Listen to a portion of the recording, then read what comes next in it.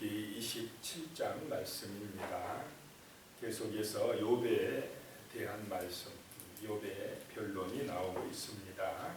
1절에요. 욥이 또 풍자하여 이르되 비유로 말씀하여 이르되 2절에요. 나의 정당함을 물리치신 하나님, 나의 영혼을 괴롭게 하신 전능자의 사심을 두고 맹세하노니. 그랬습니다. 지금 욥의 형편은 재산을 다 잃고 자녀들도 다 잃고 몸까지 병들어 있고, 그런데다가 지금 위로한다고 하는 새 친구는 계속해서 욥을 상처 주고 정죄하고, 이런 형편에서 하나님의 살아계심을, 하나님이 살아계심을 믿고 의지하기가 쉽겠습니까? 어렵겠습니까? 여기서 그래도 하나님을 찾는다는 것입니다. 그런 형편에도 하나님은 살아계시다고 고백한다라고 하는 것입니다. 우리 일이 좀 형통하고 편안하고 잘 될 때만 하나님이 아니라, 이렇게 욥처럼 힘들고 어렵고 내 뜻대로 안 되고 상처만 받고 몸이 아프고 이런 고난 중에도 하나님은 나의 하나님이고 살아계신 하나님이시고 정말 나의 구원자로 믿어지고 고백하고 찾고 기도해야 될 줄로 믿습니다. 욥이 이루한 점이 바로 그런 것이라는 것입니다. 나의 정당함을 물리치신 하나님, 내가 정말 하나님을 경외했고 온전하게 살아보려고 애썼는데 그거를 지금 외면하고 계신 하나님이시지만은, 또 나의 영혼을 괴롭게 하신 하나님이시지만은, 내가 찾아도 부르짖어도 지금 대답이 없는 하나님이시지만은, 그래도 그 하나님은 전능하신 분이고 살아계신 분이다 라고 하는 것입니다. 내가 전능자의 사심을 두고 맹세하노니 라고 말씀하고 있습니다. 3절에요. 나의 호흡이 아직 내 속에 완전히 있고 하나님의 숨결이 아직도 내 코에 있느니라. 내가 지금 숨쉬고 있는 이 순간에 아직 내가 죽지 않는 내 호흡이 있는 이때에 하나님의 숨결이 아직도 내 코에 있느니라. 하나님이 나를 아직도 붙들어주고 계시느니라 라고 하는 것입니다. 욥은 다 잃었어도 누구를 잃지 않았습니까? 지금 하나님을 잃지 않았다라고 하는 것입니다. 하나님을 붙들고 있는 사람은, 소망이 있는 사람이요 부자입니다. 하나님이 기업인 사람, 끝까지 아무리 힘들고 어려워도 하나님을 붙들고 믿고 의지하는 사람은 영생을 얻는 사람이요 하나님이 기업되는 사람이요 정말 축복의 자녀다라고 하는 것입니다. 세상적으로 육신적으로 볼 때는 참 비참하고 안 됐고, 그래서 욥의 세 친구는 계속 하나님 앞에 벌받았다고 청죄하고 회개하라고 하지만은, 욥은 그런 고난의 순간에도 끝까지 하나님을 붙들고 있다라고 하는 것입니다. 이것이 바로 알곡 믿음, 참 믿음인 줄로 믿습니다. 반석 위에 세워진 믿음이다라고 하는 것입니다. 아무리 풍랑이 몰아치고 비바람이 몰아쳐도 무너지지 않는 믿음의 집을 짓고 있는 것입니다. 이런 믿음이 되어야 할 줄로 믿습니다. 이런 믿음이 바로 천국 가는 믿음이다라고 하는 것입니다. 빛과 소금이 되는 믿음이다라고 하는 것입니다.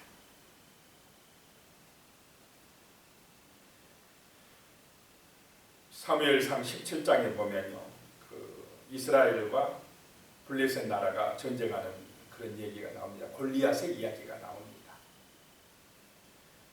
사울 왕과 이스라엘 군대가 가서 블레셋 군대와 대치하고 있는데, 골리앗이 며칠 동안 와서 싸움을 겁니까? 40일 동안이나 조석으로 나와서 주야 아침과 저녁으로 나와서 한번 싸우고자 이렇게 싸움을 거는데 이스라엘 중에서는 누구 하나 나가서 대적할 만한 사람이 없었다라고 하는 것입니다. 자, 왜 이런 현상이 일어났느냐? 그 자리에 누가 계심을 믿지 못했기 때문에 그렇습니까? 살아계신 하나님이 계시다는 것을 믿지 못했기 때문에 그렇다는 것입니다. 이론적으로는 알고 있죠. 하나님 이스라엘 백성인데 사울 왕도 하나님 믿는 왕이라고 자기를 생각하고 있습니다. 그런데 문제는 삶의 문제에서 현실 속에서 하나님은 안 계셨다는 것입니다. 그들이 하나님 앞에 성전에 가서 제사 드릴 때는 그 성막에 가서 제사 드릴 때는 분명히 하나님 계셨어요. 그런데 삶의 현실 속의 문제 속에서는 하나님이 안 계셨다라고 하는 것. 그래서 그 골리앗 앞에서 벌벌 떨고만 있었다라고 하는 것입니다. 그런데 그 삶의 현장의 전쟁터에 하나님이 살아계시다고 외친 사람이 누굽니까? 다윗이라는 것입니다. 이것이 믿음입니다. 사무엘상 17장 36절에 보면 주의 종이 사자와 곰도 쳤은즉 살아계시는 하나님의 군대를 모욕한 이 할례받지 않는 블레셋 사람이리이까 그가 그 짐승의 하나와 같이 되리이다.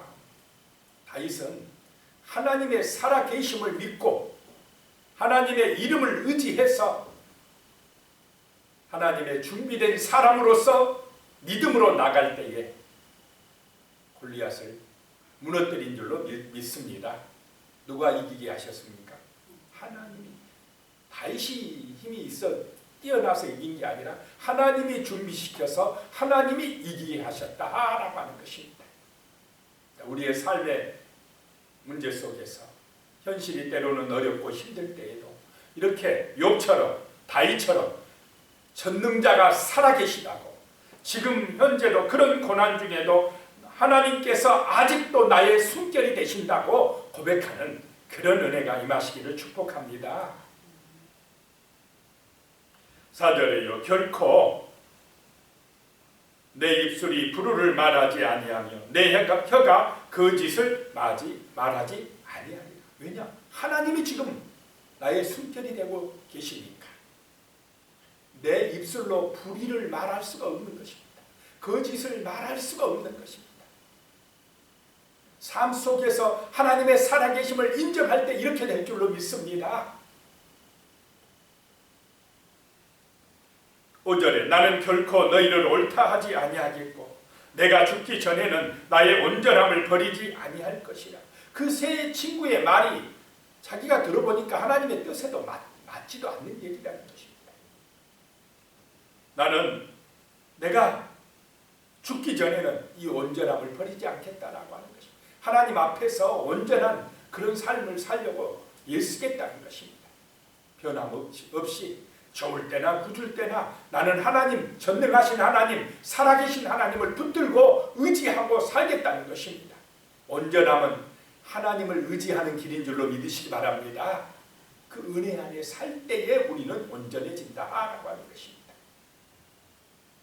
6절에요. 내가 내 공의를 굳게 잡고 놓지 아니하리니 내 마음이 나의 생애를 비웃지 아니하리라. 내가 그 공의를 나의 공의가 되신 하나님을 말씀을 굳게 붙들고 살겠다. 우리도 이런 결단을 해야 될 줄로 믿습니다. 7절에요. 나의 원수는 악인같이 되고 일어나 나를 치는 자는 불우한 자같이 되기를 원하노라. 정말 원수가 계속 힘들게 하고 계속 치는 사람들 누구에게 기도합니까? 하나님께 맡긴다는 것입니다.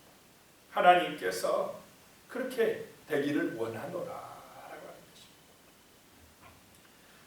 8절에 불경건한 자가 이익을 얻었으나 하나님이 그의 영혼을 거두실 때에는 무슨 희망이 있으랴.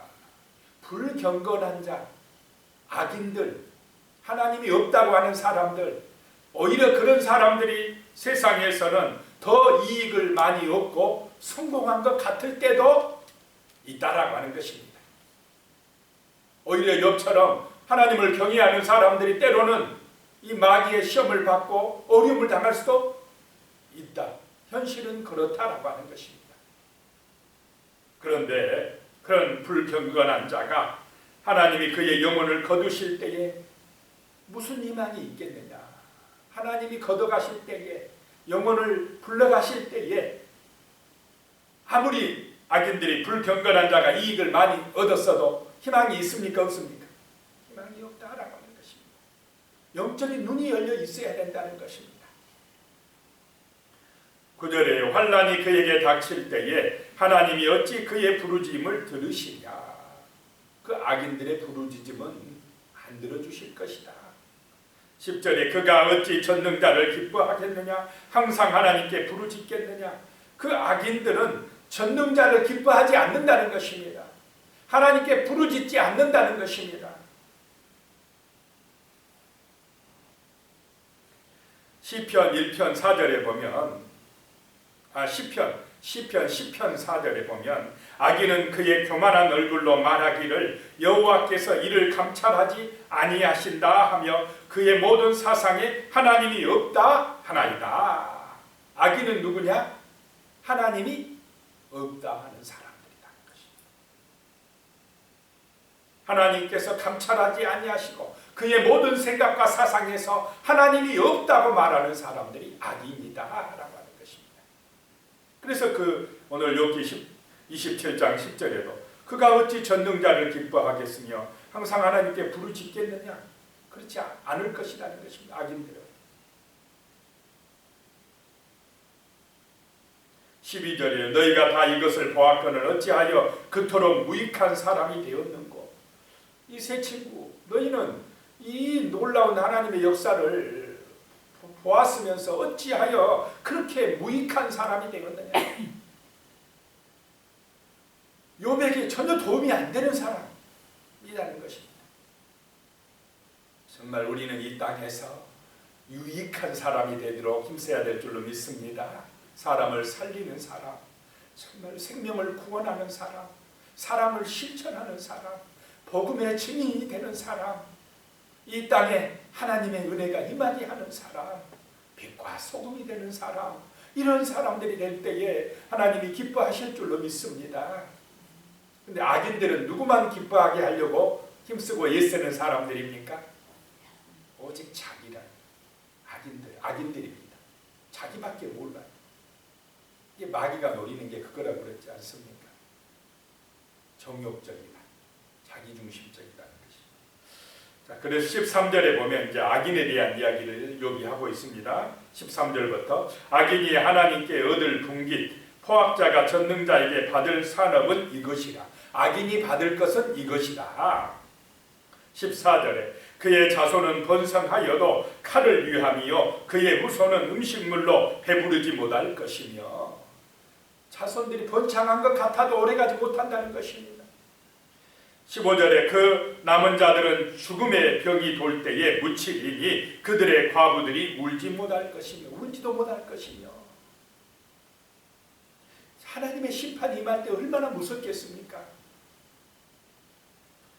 16절에 그가 비록 은을 티끌같이 쌓고 의복을 진흙같이 준비할지라도, 은을 티끌같이 쌓다는 것은 엄청나게 재산을 많이 쌓고 의복이 진흙 같다, 의복이 굉장히 많다라고 하는 말입니다.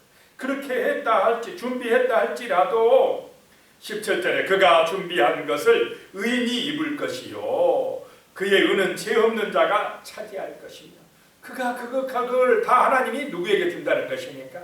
의인이나 죄 없는 자에게 넘겨주고 말 것이다 라고 하는 것입니다. 18절에 그 악인이 지은 집은 조매집 같고 파수꾼의 초막 같을 것이며.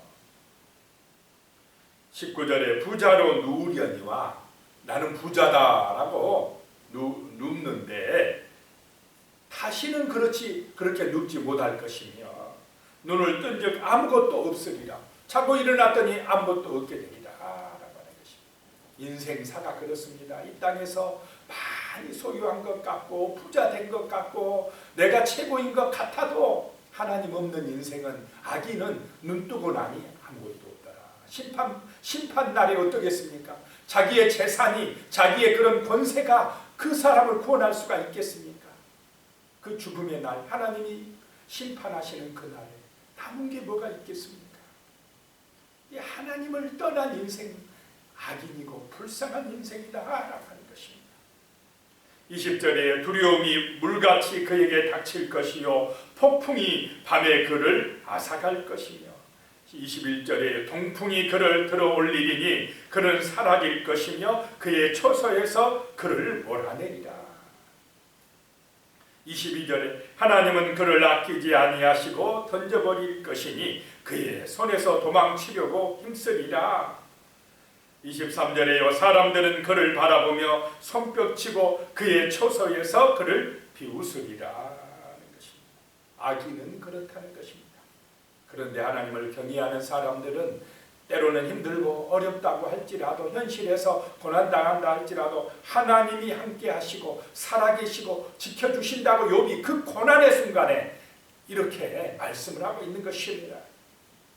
참으로 이런 욥의 믿음, 견고한 믿음, 반석 위에 집을 짓는 믿음, 이런 믿음의 은혜가 하나님이 살아계심을 믿는 전능자가 나와 함께 계심을 믿는 그런 믿음의 우리 성도님들이 되시기를 축복합니다.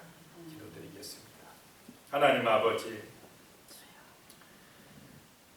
우리가 힘들 때도 때로는 몸이 아플 때도 내 뜻대로 안 되는 고난의 순간에도 욥처럼 전능자가 살아계신다고 그렇게 믿게 하여 주시고 의지하게 하여 주시옵소서.